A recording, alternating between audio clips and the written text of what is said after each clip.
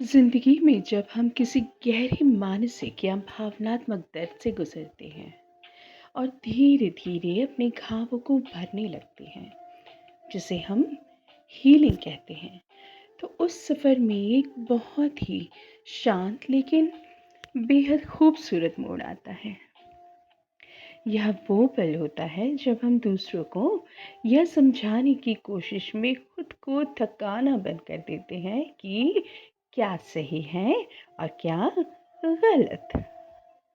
हम थक चुके होते हैं लोगों को वो सच दिखाने की कोशिश में जिसे देखने के लिए वे अभी तैयार है ही नहीं।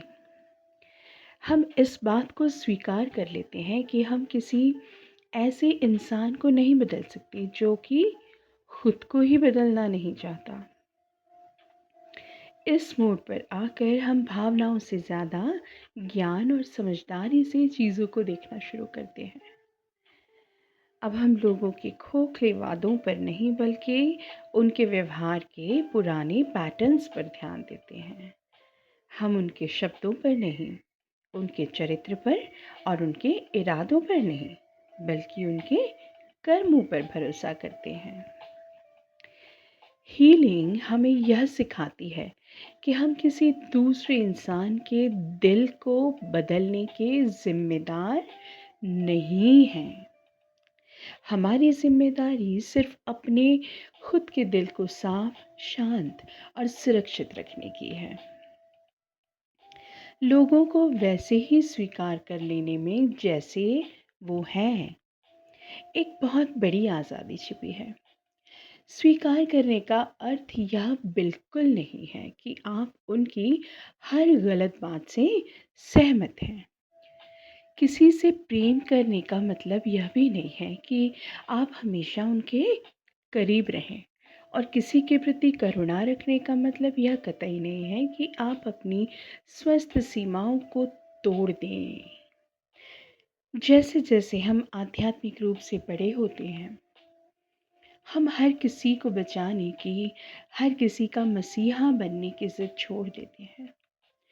हम अपने दिल को कठोर किए बिना अपनी शांति की रक्षा करना सीख जाते हैं।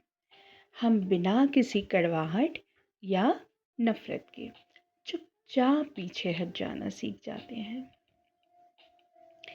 शायद हमारी आत्मा का सबसे शांत सबक यही है।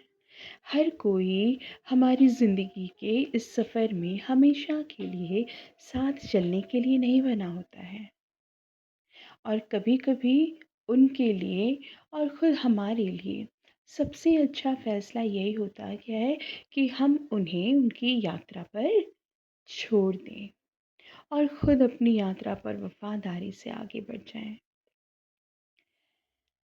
ज़िंदगी का हर सबक दूसरों को बदलने के बारे में नहीं होता। कुछ सबक उन्हें आज़ाद करने के बारे में भी होते हैं। लेकिन आज मैं आपसे पूछना चाहती हूँ, आप कब तक किसी को बदलने की इस जंग में खुद को लहूलुहान करते रहेंगे? क्या आप आज भी किसी ऐसे इंसान से समझदारी की उम्मीद कर रहे हैं जो आपके आंसू की भाषा तक नहीं समझता? अगर आज इस वीडियो के शब्दों ने आपकी आत्मा को छुआ है, अगर आपको महसूस हुआ है कि आप भी किसी को समझाने की, किसी को बदलने की कोशिश में अंदर से पूरी तरह टूट चुके हैं और अब थक चुके हैं, तो समझ जाइए कि यह आपके ठहरने का वक्त है। इस कशमकश से बाहर आना, लोगों को उनकी कमियों के साथ स्वीकार करना और खुद के लिए एक सम्मानजनक दूरी तय करना ही असली आध्यात्मिक परिपक्वता है। लेकिन इस कड़े फैसले को लेते समय मन बहुत विचलित होता है और हमें एक आत्मिक संबल की ज़रूरत होती है। यदि आप भी अपने मन की इस कशमकश को शांत करना चाहते हैं, बिना किसी कड़वाहट के लोगों को विदा करना सीखना चाहते हैं और अपनी आंतरिक शांति को वापस पाना चाहते हैं, तो आप मुझसे स्पिरिचुअल काउंसलिंग के माध्यम से जुड़ सकते हैं। डिस्क्रिप्शन बॉक्स में दिए गए लिंक या नंबर पर संपर्क करके आप अपना व्यक्तिगत सेशन बुक कर सकते हैं।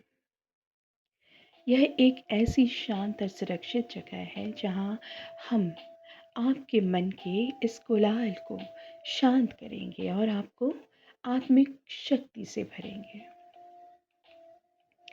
जाने से पहले खुद से यह सवाल ज़रूर पूछिएगा, दूसरों को नियंत्रित करने की चाह में कहीं आप खुद पर से अपना नियंत्रण तो नहीं खो रहे?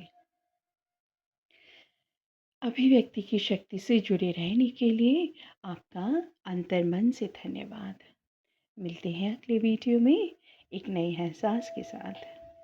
तब तक के लिए शांत रहिए, गरिमा बनाए रखिए और अपने सफ़र पर आगे बढ़ते रहिए।